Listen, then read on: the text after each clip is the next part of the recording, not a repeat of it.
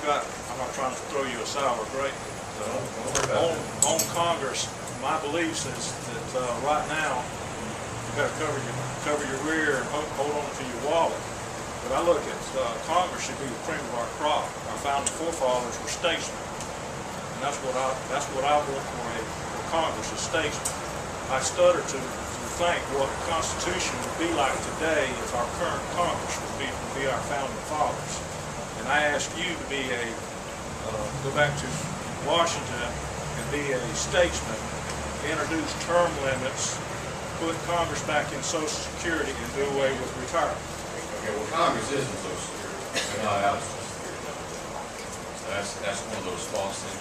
I pay FICA every month just like everybody else. As far as term limits are concerned, I supported term limits in the Georgia legislature when I was in the state senate. What was the last?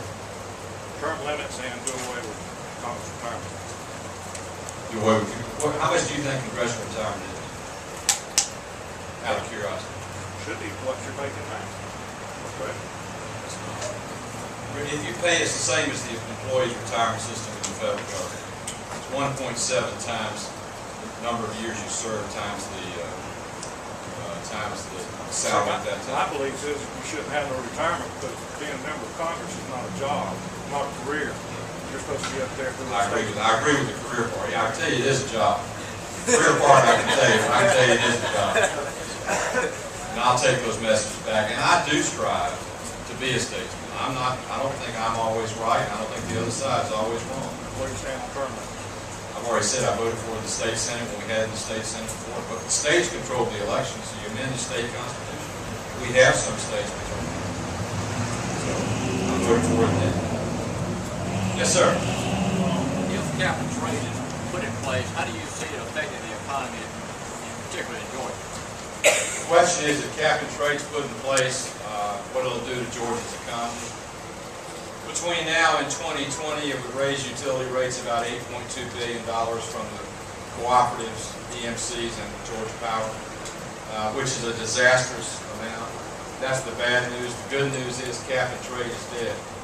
The Environment and Public Works Committee of the Senate has basically already buried it. You're going to see what you hear, a renewable portfolio standard bill come out, but that'll be focusing on incentivizing renewable energy, not on taxing carbon. But it would be if we ever got in that business, it would be a disaster, and it would particularly be a disaster in the South. But it ain't gonna happen this year, I promise you. It's already dead. Yes, sir. Senator Isakson, have you got any ideas on what we can do to shift some of the tax burden off of the property owners? The property owners are just getting beat to death every which way we turn on taxes.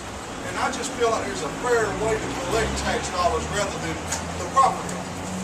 Well, I happen to agree with you, which is why when I was in the state legislature, I offered the constitutional amendment for the SPLOST for education. If you look at your property tax bill, I'm not sure I'm right. I know in my county about 2/3 of it goes to education. I would imagine it's about the same in Emmanuel. Is that correct?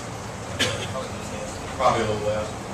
By using the 1 penny local option sales tax to build schools rather than borrowing debt, you eliminate interest. Everybody pays, everybody votes, and it sunsets. There's no better system. On property taxes, it's a 3-part formula. You got the millage rate, you got the assessment. If the assessments go down because the economy's bad, you raise the millage rate, you got the same amount of revenue. Whereas the sales tax, you govern how much is paid because you're discretionary spending. So every time we can lessen the burden on private property in terms of financing government, the better off we are. And I think involving everybody in contributing makes a lot more sense. That's why I supported that when I was in the state legislature. Yes, sir. Where do we stand on the card check bill? The question is where we stand with the card check bill. For those of you that don't know, card check is a repeal of the secret ballot for union elections. 70 years ago, when union legislation was created in this country, unions insisted on having a secret ballot so they couldn't be intimidated by management. Now, 70 years later, they want to change that and repeal the secret ballot to simply allow a union organizer to get signatures on the back of a card And once they get 51%, they effectively have a union. And more importantly, within 60 days, the National Labor Relations Board appoints an arbitrator that negotiates the salary gap. I'm personally not in favor of that. 66.2% of all the union elections last year in the United States passed. And that's without card check, and that's with a secret ballot. The secret ballot works. It's what preserves the integrity of our system. I am unalterably opposed to repealing. It's a close vote right now in the Senate. As you probably know, U.S. Chamber sent a lot of bulletins out.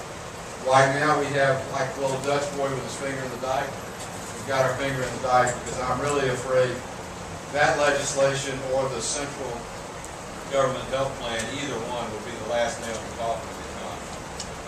They think they would both be dead. If you so want to see offshoring of jobs, you pass a repeal of the secret ballot, you'll see the rest of your manufacturing go overseas. Anybody else? Yes, ma'am.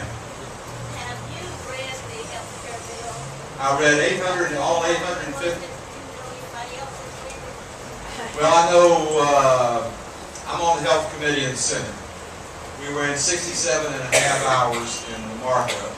I'm a slow reader. I could read Gone with the Wind in 67 and a half hours, much less the health.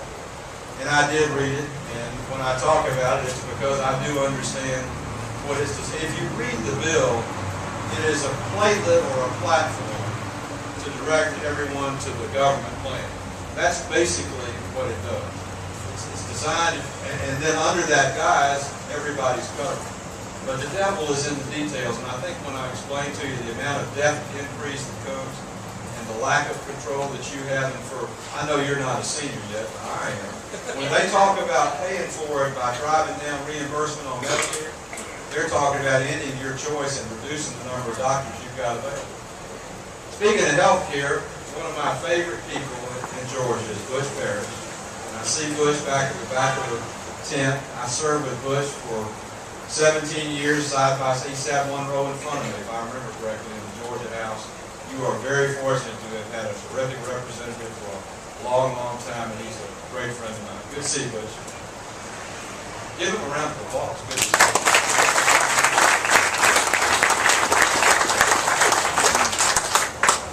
You got time for a couple more questions?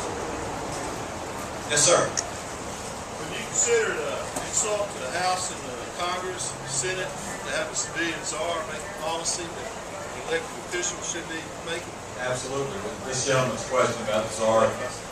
If you don't have confirmation, it's an executive branch trying to usurp the balance of power between the legislative, judicial, and executive branches. And I think it's the wrong direction.